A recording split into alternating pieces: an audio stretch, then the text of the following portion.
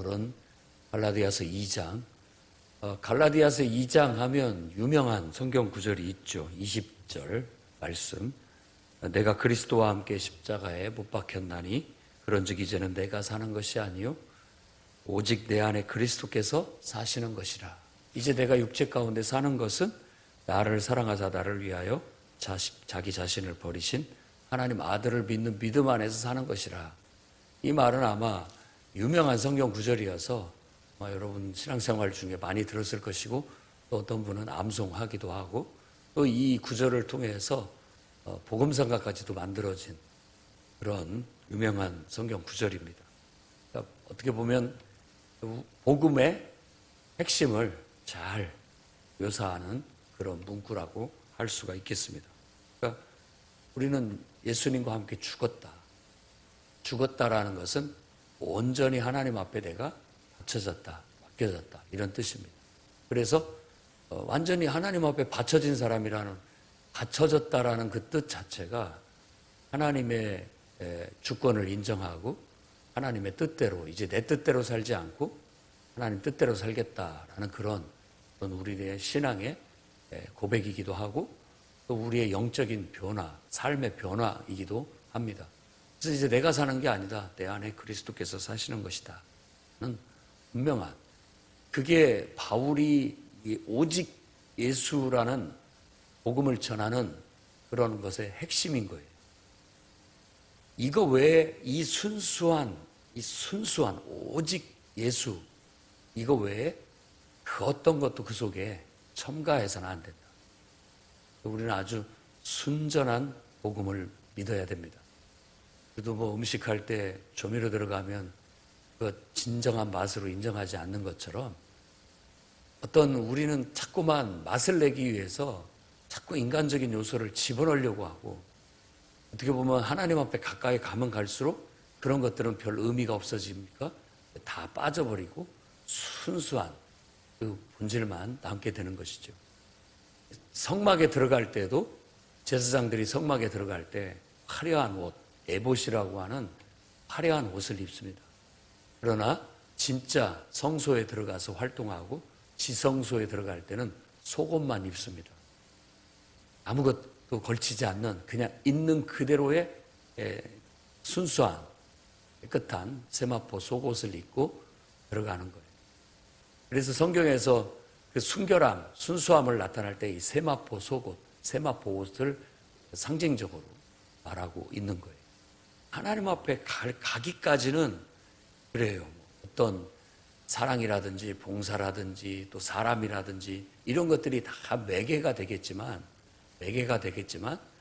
진짜 하나님을 믿는 믿음 안에서는 이런 모든 것들은 그냥 우리를 그리스도께로 인도하는 그냥 몽학선생 정도, 인도자일 뿐이지, 진정으로 우리가 예수님을 개인적으로 만나야 되고, 진짜 예수님을 내가 신앙 고백해야 되고, 예수님과 함께 한마음 한뜻이 하나가 돼서 그와 함께 죽고 그와 함께 장사 지내지고 그와 함께 다시 태어나서 새 생명이 돼서 이제 내가 사는 것이 아니라 마치 이제는 내 안에 예수님이 함께 계셔서 그분이 나와 상의하면서 그분이 나를 인도하셔서 그분의 뜻에 의해서 내가 살아가는 것처럼 살아가는 게 바로 이게 진정한 구원받은 상태고, 또 그렇게 살아가는 것이 하나님의 자녀다운 삶이다고 말하고 있는 거예요. 사도 바울도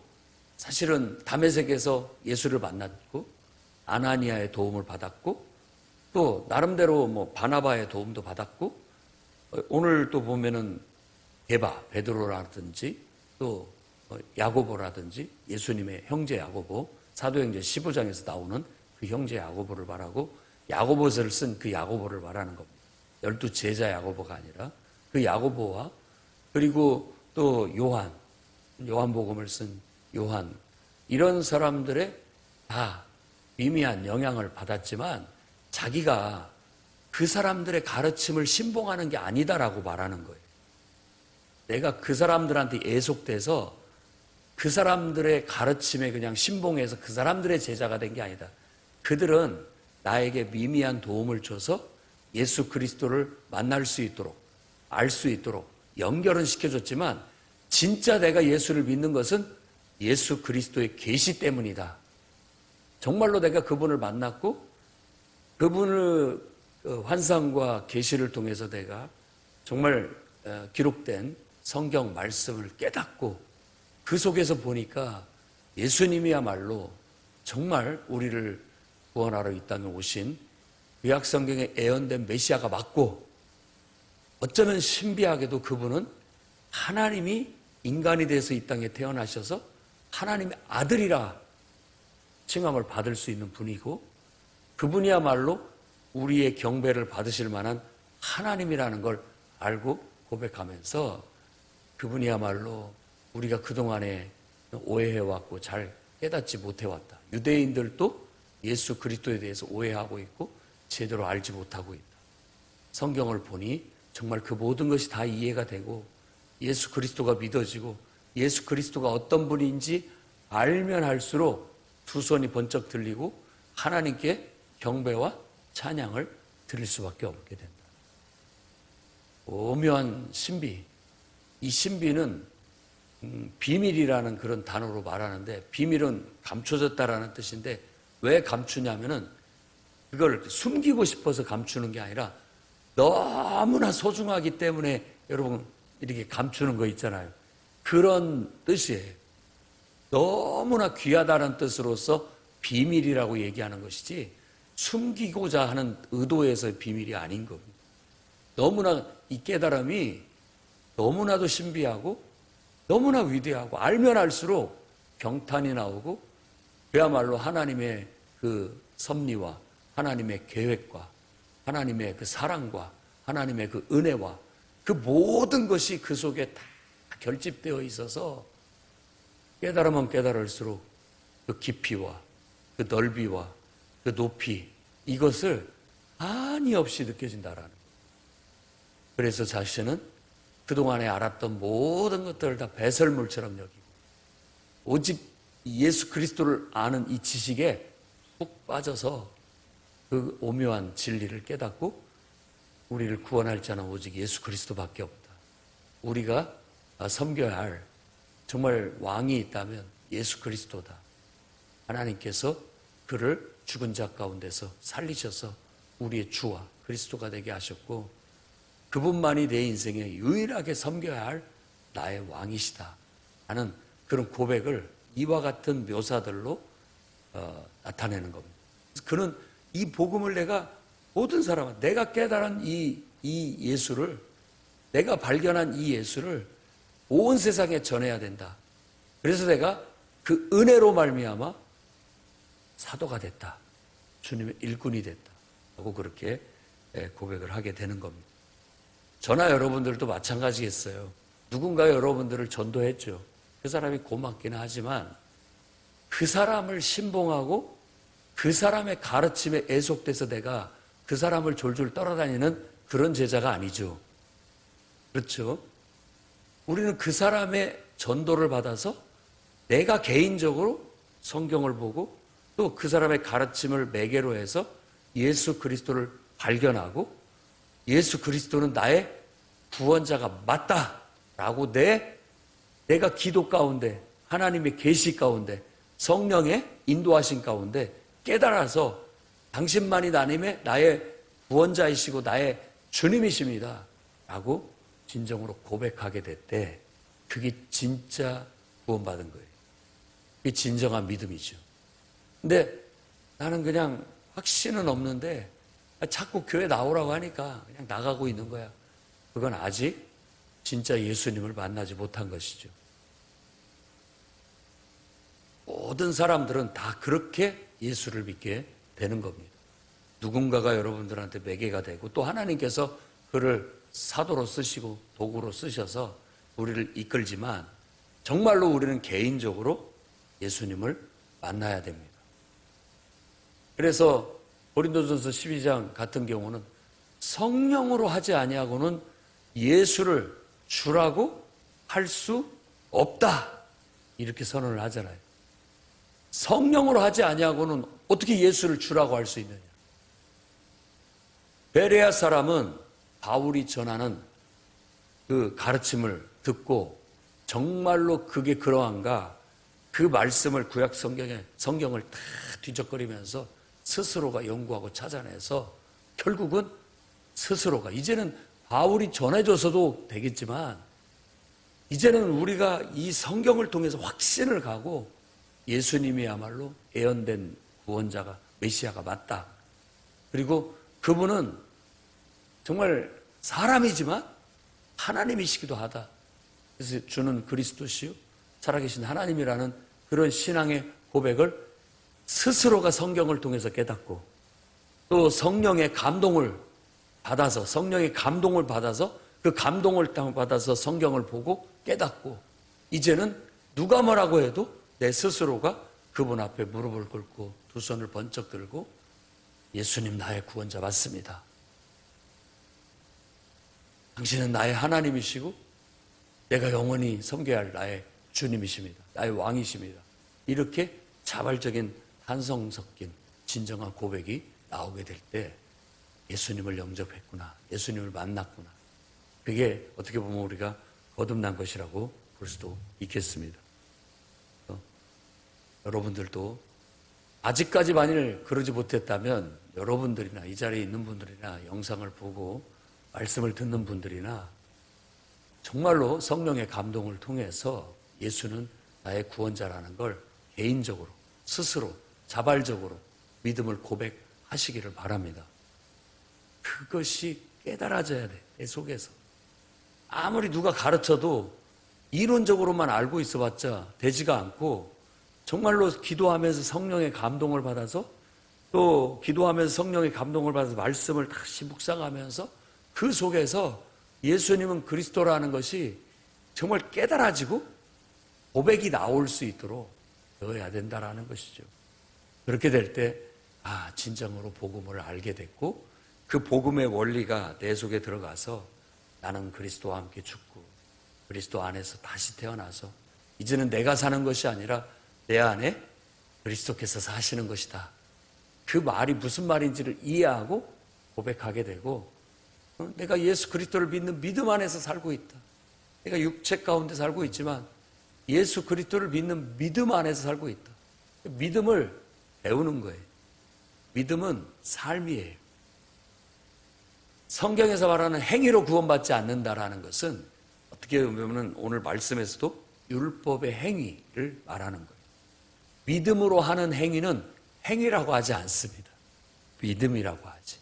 여러분들이 믿음으로 주일 예배를 드렸다고 봐요. 하나님 앞에 예배를 드렸다. 그 행위죠. 하지만 그걸 행위로 보지 않습니다. 믿음이라고 하는 거예요. 믿음으로 내가 고백하여 세례, 침례를 받았다고 한다면 그걸 행위라고 하지 않습니다. 내가 믿음으로 하는 고백이기 때문에 믿음의 고백은 곧 믿음인 거예요. 그러니까 내 행위가 믿음의 고백이냐 아니면 어디에 이렇게 율법 조항에 써 있는데 내가 그걸 지키기 위해서 한 거냐 다른 것이죠. 믿음의 행위라는 것은 예수 그리스도를 믿는 믿음 안에서 바로 정말 성령의 감동을 받아가지고 하나님께서 예수 그리스도와의 관계 속에서 예수를 믿는 믿음 안에서 나오는 어떤 나의 고백, 입으로 시인하든 그걸 행동으로 시인하든 하는 이런 모든 고백이 우리가 보통 말하는 신앙 고백이라고 하는 겁니다. 단지 지식적으로 암송을 해서 고백하는 신앙 고백이 아니라 여러분 안에 성령의 감동을 통해서 진정한 내 믿음의 어떤 행동을 입으로만이 아니라 행동으로 살아내는, 행동으로 나타내는 게 신앙 고백이다. 이런 거예요. 이게 바로 믿음으로 사는 겁니다. 이제 내가 사는 게 아니라 내 안에서 마치 예수께서 사시는 것처럼 내가 사는 것이 아니라 마치 부활하신 예수의 영 혹은 아버지와 아들의 영 혹은 성령, 거룩한 영 그 영이 내 안에서 나를 감동해서 내가 그분과 마치 상의하고 그분이 보혜사가 돼서 나를 이렇게 이끌어주고 나를 도와줘서 내가 그것에 의해서 살아가는 것처럼 살아가는 거예요. 이제 이 기록된 문자적인 이런 이런 분들의 먼저 경험하고 체험한 사람들의 기록을 보면서 그 말이 전에는 그냥 외면적으로 읽혔다면 이제는 그 말이 신앙생활을 나도 해보고 기도도 해보고 성령도 받아보고 성령의 감동이 뭔지 감화가 뭔지 뭐 영적인 게 뭔지를 체험한 사람들은 그런 거구나 깨달아지는 거예요. 믿음으로 살라. 성령으로 살라. 왜 그렇게 예수를 믿는 믿음 안에서 우리가 의롭다함을 얻고 구원을 받는지 그런 것들을 이렇게 깨닫게 되는 거예요. 그러니까 늘 우리는 24시간 영적으로 깨어 있어야 됩니다. 깨어 있어라는 말도 뭔 말인지 몰라요. 그러나 영적인 체험을 해본 사람은 이 상태를 유지하라는 거구나. 성령의 감동이 있고 성령의 충만함이 있어서 늘 의식이 있을 때나 없을 때나 늘 하나님과 이렇게 어떤 영적인 소통하는 그런 영적인 상태. 방언을 입으로만 더 하는 것이 아니라 정말 이 영으로 하는 거예요. 영으로. 그래서 늘 내 영은 하나님과 의식적으로 연결되어 있는 것처럼 그냥 늘 하나님과 깨어 있는. 그래야 감동을 받을 수 있죠. 그래야 하나님께서 감동을 주실 때 그 속에서 우리가 하나님이 우리에게 뭔가를 바라는 소망이 일어나게 되고 또 하나님의 뜻이 읽혀지면서 뭔가를 할 수 있게 되는 것이죠.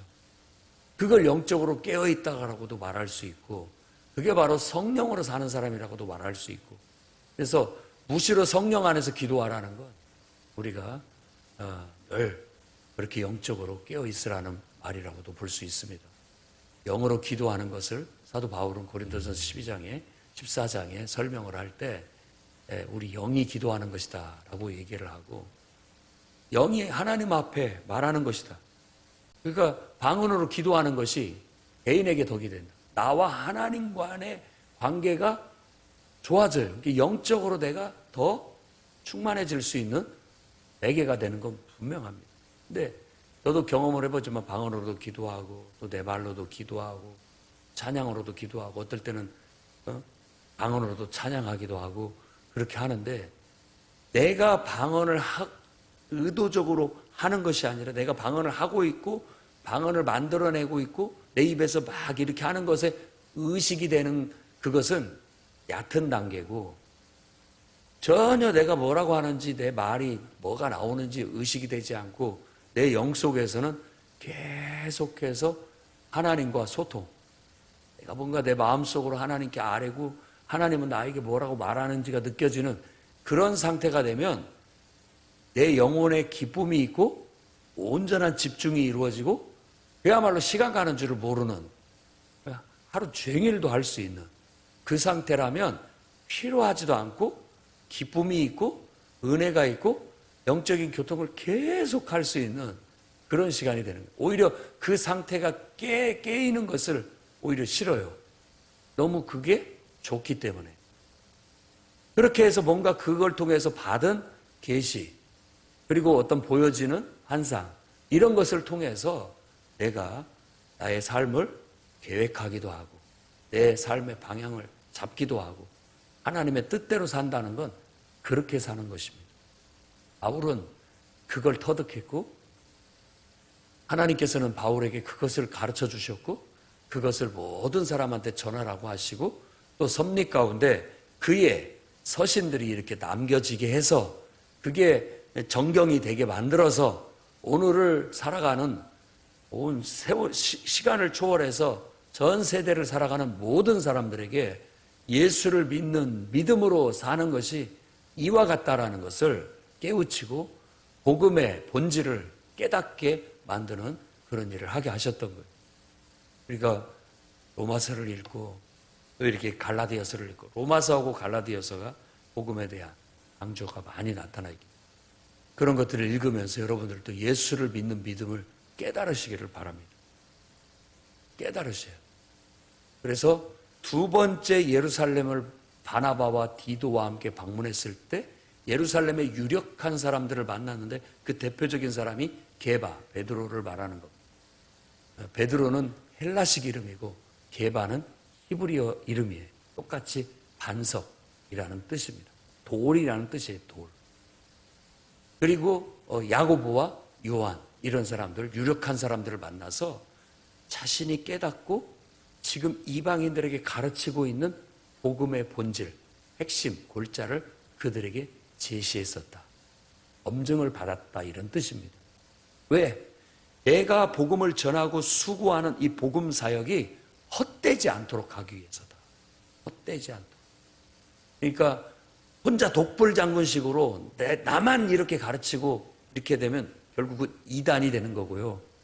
이런 식으로 교류를 하게 되면, 강단 교류를 하면서 서로 인정을 받고 또 인정하고 이렇게 됐을 때는 건전한 교회가 되는 겁니다. 그래서 모든 연합회나 또 총회나 이런 공식적인 큰 선교 단체 이런 것을 이제 총회라고도 하고, 또 지역에서는 연합회, 이런 세종시도 기독교 세기연이라고 해서 세종시 기독교 연합회가 있습니다. 그런 데는 위원회들이 있어요. 이단 대척위원회. 그래서 어디서 누군가가 색다르게 가르치고 그렇게 한다라는 소문이 돌면, 이상하게 가르친다라는 소문이 들고 이상한 교회가 있다라고 소문이 들면 그 위원들이 가서 그 사람 목사를 만나고 그 교회를 이제 가서 조사를 합니다. 그렇게 해서 잘못된 부분들을 신학적으로나 또 건전하지 못한 부분들은 수정을 요구하게 되고, 그러면 나도 내가 그동안 좀 잘못 알고 있었던 것이 있다, 고치겠다 이러면은 같이 교류를 하게 되지만, 니들이 몰라서 그런다고 하고 또 독불장군식으로 나아가면 건전한 교회로 보지 않기 때문에 이단의 명단에 올립니다. 그리고 꼭 이단까지는 아니더라도 경계해야 된다라는 그런 단계도 몇 단계가 있습니다. 그리고 아예 사입이 더 있습니다. 지금 넷플릭스 같은 데서 하고 있는 4명의 그런 교주들은 완전 사입입니다. 이들이 메시아라고 하는 주장하는 그런 못된, 그야말로 악랄한, 정말 더럽고 추한 영혼들을 완전히 갉아먹는 이런 마귀 사탄, 이렇게까지도 말할 수 있을 만큼의 그런 존재들이, 아예 그런 사람들은 쳐다도 보지 말아야 되고 아예 우리 영혼이 혼탁해집니다. 그래서 이렇게 그가 다름질한 것, 복음 사역을 하는 것이 이런 유대의 지도자들과 교류를 해서 그들에게도 인정을 받았다. 그리고 특히 디도를 그때 데리고 왔는데 억지로 내가 할례 받게 하지 않았다. 왜냐하면 거짓 형제들 때문이다. 이건 디도가 헬라인인데 덕을 세우기 위해서 할례를 받게 할 수도 있는 거예요. 덕을 세우기 위해서. 근데 거짓 형제들이라고 이 사도 바울이 말하는 이 사람들은 뭐냐면, 너희가 먼저 유대인이 돼야 된다, 할례를 받아야 된다 라고 그렇게 말하는, 주장하는 그리스도인들이에요. 예수를 믿는다고 하지만 아직은 그 유대인이 가지고 있었던 그 기득권이나 이런 것들을 내려놓지 못한 그런 상태죠. 그래서 우리들도 조심해야 됩니다. 가만히 보면 우리가 예수를 믿는 것이 전부인데도 불구하고 거기에 우리가 가지고 있는 우리 나름대로의 어떤 기득권이라든지 어떤 것들이 있어요. 내가 움켜잡고 있는 것들. 그것까지 이렇게 더 씌우려고 하는 경향들이 있어요. 순수하게 우리가 복음을 가르치고 그 영혼이 복음 안에서 돼야 되는데, 그래서 그런 사람들한테 오히려 우리가 이 디도가 할례를 받으면 우리가 그 사람들하고 동조하는 줄 알고 그 사람들의 종이 되는 것처럼 보여졌기 때문에 의도적으로 하지 않았다. 아니, 너희들과 동조하지 않는다. 그거에 동조하지 않는다. 이방인이 예수 믿으면 됐지, 할례를 받아야 된다라는 거, 그거 동조할 수 없다. 그냥 단지 유대인과 이방인들과의 유대인 교회, 또 이방인들 교회, 이 교회들이 벽을 허물고 하나가 되기 위한 어떤 그런 의도에서 우리가 안 받아도 되지만 유대인들이 자꾸 불편해하니까 그냥 받을 수는 있지만 자꾸 이런 식으로 자기들의 가르침을 주장하면서 그런 것에 대해 우리를 따르게 만들려는 그런 사람들 앞에서는 대놓고 나는 그렇게 할 수 없다. 그것은 옳지 않다. 나는 그건 반대한다라는 의도로 할례를 주지 않았다라는 겁니다. 그리고 또 한 가지 더 예를 소개하는데, 게바, 베드로와 몇몇 사람들이, 유대인들이 안디옥 교회, 이것은 시리아 안디옥을 말합니다. 그러니까 시리아 북쪽에 있는 시리아 안디옥, 그러니까 바나바가 목회할 때 바울을 데려다 같이 목회한 그 파송받은 그 안디옥 교회를 말하는 거예요. 거기에 베드로가 왔고 이제 강단 교류가 이루어진 거죠.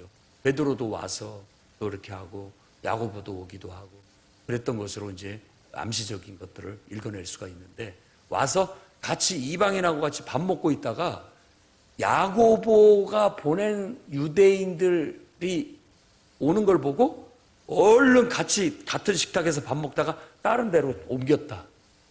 그러니까 같이 베드로와 함께 있었던 유대인들도 베드로가 그렇게 행동하니까 같이 따라서 이방인 따로 유대인 따로 얼른 가서 옮겼고, 거기에 바나바도 같이 동조를 했다. 그걸 보고 바울은 이게 약간 화가 났다라는 거예요. 여기서 말하는 책망이라는 단어는 비난이라는 단어이기도 하고, 뒤에 나오는 두 번째 나오는 책망은 책망이라는 뜻보다도 반대하다라는 단어입니다.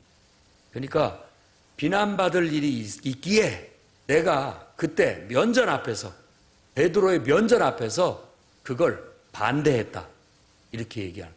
베드로 또 말이야 뭐 왜 그렇게 행동하냐 이렇게 책망했다라는 것이 아니라, 베드로의 면전 앞에서 이건 아니다, 반대를 하고 자기는 꿋꿋하게 그 자리에 앉아 있었다라고 우리가 해석해 볼 수가 있습니다. 그렇죠. 나도 바울이 자기는 정말 그게 확실히 자기가 성경을 통해서 또 예수님을 환상과 계시 속에서 만나서 깨달은 게 이건데, 사람들이 사람한테 밉보이지 않으려고 외식한다라고 생각했던 것이죠. 그러나 자기는 그렇게 하지 않겠다 하고 반대 의사를 면전 앞에서 분명하게 했다 라고 그렇게 얘기합니다. 그러면서 그 논리가 뭐냐면, 당신은 유대인으로 이방인을 따르면서 이방인을 전도하고 이렇게 이방인 집에도 가고 이렇게 하면서 유대인답게 살지 않으면서 우리가 이렇게 행동을 하게 되면 억지로 이방인을 유대인답게 살게 할 수 있겠느냐, 이제 이런 논리로서 이건 옳지 않다, 나는 이것은 반대한다, 이렇게 얘기를 한 겁니다. 이제 바나바라든지 베드로라든지 이런 사람들의 심정은 이해가 됩니다.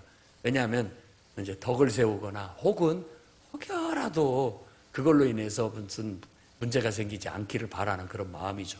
바나바는 원래 성격이 그래요. 근데 바울은 그냥 오직 예수의, 그리고 정말 하나님의 말씀대로 살려고 하는 그런 것들이 강한 것 같아요.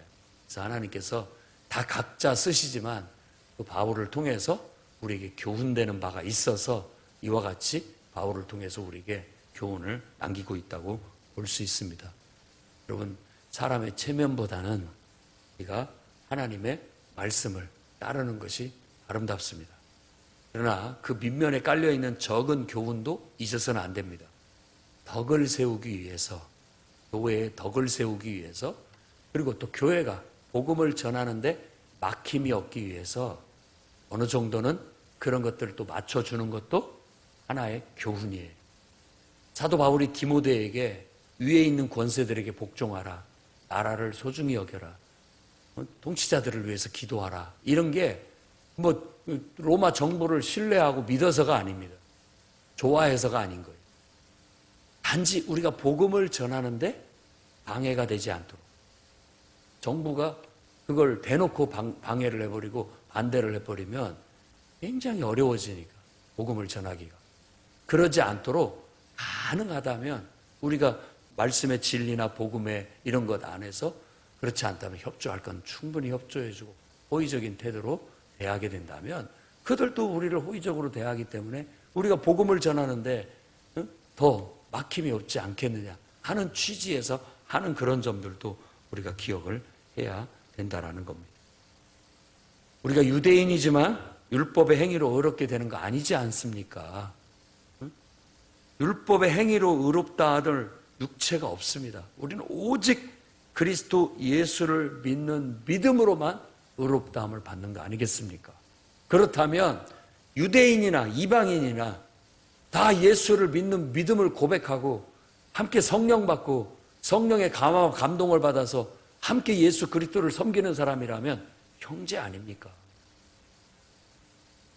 머리를 두어서는 안 됩니다. 하나가 돼야 됩니다. 라는 걸 강조하고 있는 거예요. 그러니까 그리스도로 산다면 그런 외식을 할 수 없다. 나는 그래서 그걸 반대한다. 라는 논리를 분명하게 했던 거예요. 내가 만일 그렇게 행동한다면 혹시라도 그것이 하나님의 은혜로 뭔가 부족하다라고 하나님의 은혜를 회귀하는 패한 자가 될 수도 있지 않느냐. 나는 그럴 수 없다. 하나님의 은혜를 어떻게 패할 수 있느냐. 그럴 수 없다라고 말하고 있고 율법을 통해서 우리가 의롭다함을 받았다면 그리스도께서 헛되이 죽으신 것이다. 그런 의미가 있기 때문에 나는 그렇게 외식할 수 없다. 이렇게 반대하는 분명한 반대 의사를 밝히고 있다는 걸 알 수 있습니다. 여러분들도 복음의 원리 안에 맞게 합당하게 그때그때마다 성령의 감동을 따라 인도함을 따라 정말 주님 뜻대로 살아가는 믿음의 사람들이 되시기를 주의 이름으로 축원합니다.